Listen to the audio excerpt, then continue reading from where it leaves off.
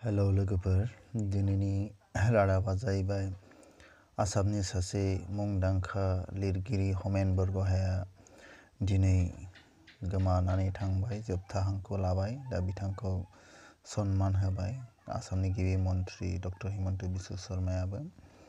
आरो इजराइल आरो पेलेस्टाइनाव जुद्ध जाबाय थायो। बेवहाय पेलेस्टाइननि मोनसे रकेट बमजों इन्डियाननि सासे आइजोआ फिसाइजों भिडिअ कल रायलायबाय थानायाव जिउ गोमानाय खौरां मोन्दों।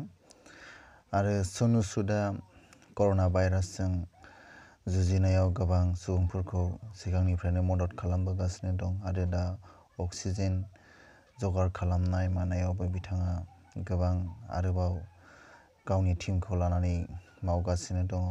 बिथांखौ ब्रादार अफ द नेशन होननानै बुंनाय जादों।